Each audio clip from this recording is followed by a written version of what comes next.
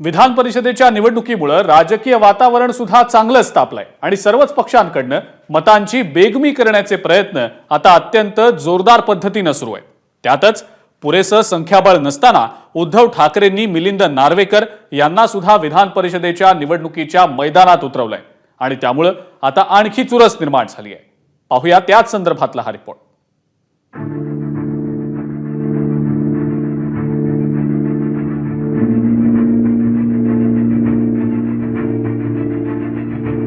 ठाकरेंच्या शिलेदारामुळे निवडणूक अटळ।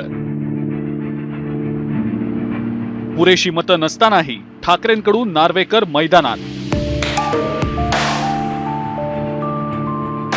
महाविकास आघाडीचं टेन्शन वाढलं, माघार की घोडेबाजार। लोकसभा निवडणूक झाली, शिक्षक पदवीधरच्याही निवडणुका झाल्या। आता वारे वाहू लागलेत विधान परिषद निवडणुकीचे। सत्ताधारी महायुतीकडून विधान परिषदेसाठी उमेदवार जाहीर झाले आणि महाविकास आघाडीकडूनही उमेदवारांना मैदानात उतरवलं गेलं। संख्याबळानुसार महाविकास आघाडीला 2च जागा मिळू शकतात। मात्र तरीही उद्धव ठाकरे यांनी मिलिंद नार्वेकर यांना उमेदवारी जाहीर करून या निवडणुकीमध्ये चुरस निर्माण केलेली आहे। असं असलं तरी उद्धव ठाकरे यांना मिलिंद नार्वेकर निवडून येतील असा ठाम विश्वास आहे। उमेदवार दिले आहे, संख्याबळ तसं पुरेसं नाहीये। जुळवाजुळव कशी होणार, तुम्हाला सोडून दिलेले प्रेम दाखवणार का या विधान? या सगळ्या गोष्टी निकाल लागल्यानंतर तुम्हाला कळेल। 3 उमेदवार दिले आहे, संख्याबळ तसं पुरेसं नाहीये। जुळवाजुळव कशी होणार, तुम्हाला सोडून दिलेले प्रेम दाखवणार का या विधान? या सगळ्या गोष्टी निकाल लागल्यानंतर तुम्हाला कळेल। उद्धव ठाकरे यांना ज्या मिलिंद नार्वेकर यांच्या विजयाबाबत इतका विश्वास आहे ते मिलिंद नार्वेकर नेमके कोण आहेत पाहूया। मिलिंद नार्वेकर उद्धव ठाकरे यांचे अत्यंत जवळचे।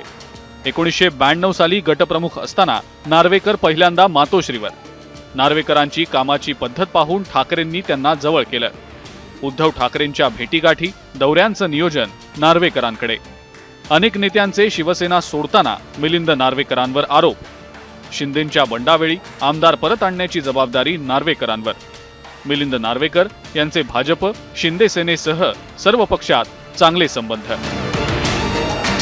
आताही मिलिंद नार्वेकर यांनी उमेदवारी अर्ज भरल्यानंतर त्यांची आशिष शेलार आणि प्रवीण दरेकरांसोबत झालेल्या भेटीची चर्चा चांगलीच रंगली आहे। महत्त्वाचं म्हणजे शिवसेनेच्या फुटीनंतर मिलिंद नार्वेकर हे शिंदेंसोबत जाण्याबाबतच्याही चर्चा रंगलेल्या होत्या। त्या पार्श्वभूमीवर मिलिंद नार्वेकर यांची विधान परिषदेची उमेदवारी आता आणखी चर्चेचा विषय ठरली आहे। त्यामुळे आता मिलिंद नार्वेकर यांच्या विजयासाठी गणितं नेमकी कशी जुळवली जातात हे पाहावं लागेल। ब्युरो रिपोर्ट, एबीपी माझा। एबीपी माझा, उघडा डोळे बघा नीट।